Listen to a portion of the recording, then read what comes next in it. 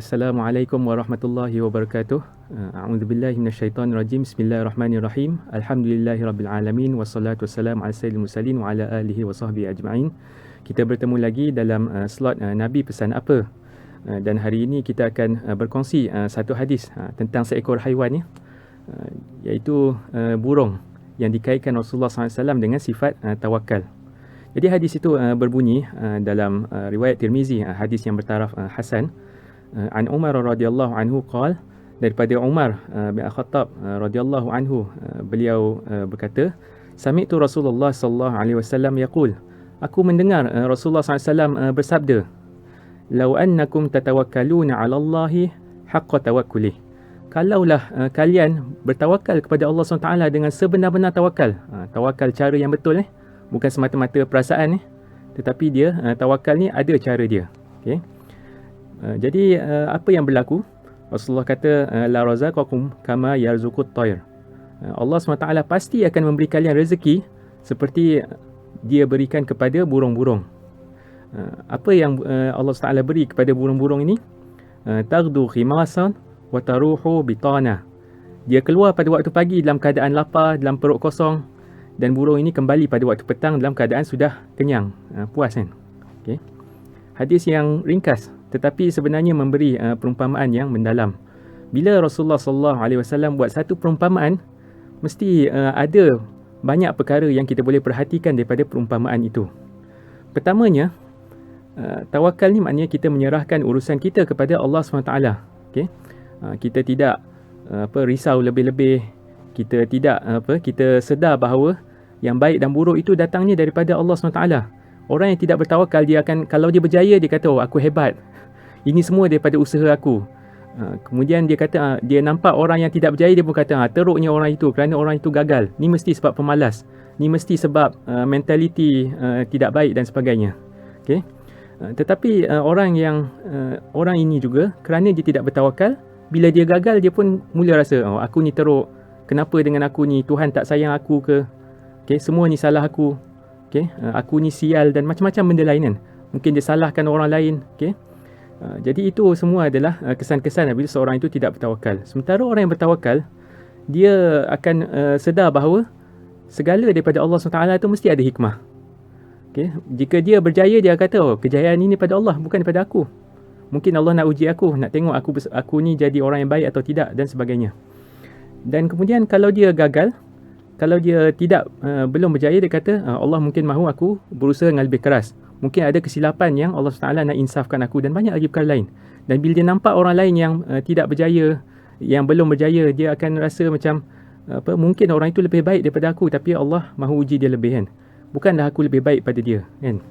Jadi itu bagaimana sifat seorang yang bertawakal itu. Dan kemudian tawakal itu juga Rasulullah SAW umpamakan seperti burung tadi. Adakah maknanya tawakal tu aku tak payah buat apa-apa? Tidak. Rasulullah kata burung tu dia keluar pada waktu pagi dan balik petang.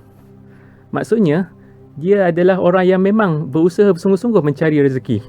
Seperti burung tadi kan. Bukannya usaha sikit-sikit dia kemudian terus menyerah. Okay, tak apa, aku dah buat, aku dah bertawakal. Tidak. Burung ini keluar pada waktu pagi dan dia kembali pada waktu petang. Okay, jadi maknanya itulah tawakal yang sebenar, berusaha bersungguh-sungguh. Okay. Jadi siapa yang berusaha bersungguh-sungguh dan disertai dengan tawakal, maka Allah SWT akan menjanjikan kecukupan untuk dia. Okay. Jadi tengok apa yang Rasulullah SAW sebut tentang burung ni. Allah SWT beri kecukupan kepada dia, cukup makan. Maknanya dia keluar dalam keadaan lapar dan dia pulang dalam keadaan kenyang. Ini adalah suatu yang Allah SWT janjikan dalam bab rezeki ini. Mereka yang berusaha bersungguh-sungguh dan bertawakal, Allah akan bagi dia cukup. Okay. Semua yang diperlukan Allah akan berikan. Masalahnya yang tidak cukup itu biasanya bukan keperluan. Yang orang selalu rasa tidak cukup, orang selalu rasa tertekan, orang selalu banding-bandingkan dengan orang lain, itu adalah kehendak. Kehendak dan ketamakan. Allah SWT janjikan kecukupan. Okay?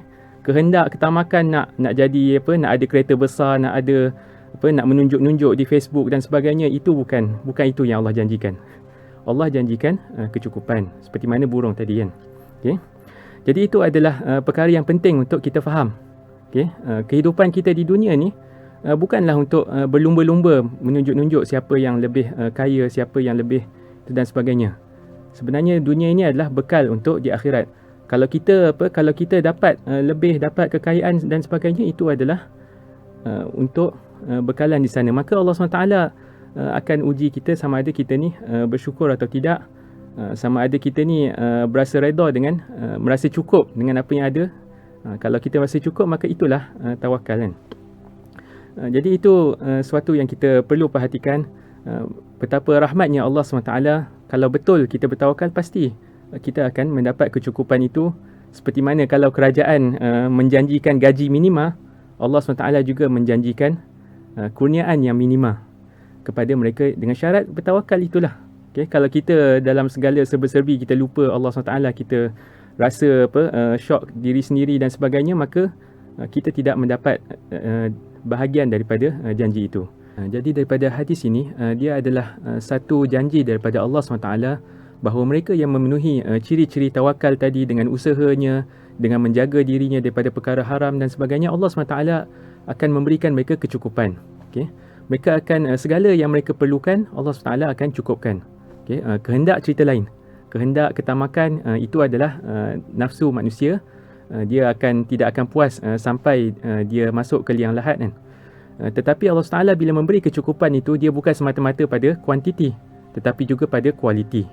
Okay, dia akan dapat cukup untuk memenuhi keperluan fizikal dia.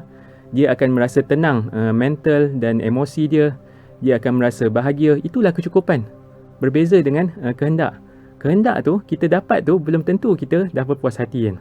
Belum tentu kita dapat benda yang kita hendak itu kita akan bahagia. Bahkan kita dah dapat 10 juta, mungkin kita nak 100 juta lagi. Kita nak lagi. Tetapi kecukupan, keperluan, siapa yang Allah SWT berikan hal-hal itu, maka dia akan lebih bahagia dan dia tidak perlu kepada perkara-perkara yang melampau-lampau itu kan. Jadi kecukupan yang Allah SWT janjikan itu bukan semata-mata pada kuantiti, tetapi memenuhi segala keperluan manusia itu, sama ada keperluan fizikal, mental, perasaan dan sebagainya. Jadi insya-Allah moga-moga kita dapat mengamalkan hadis ini. Assalamualaikum warahmatullahi wabarakatuh.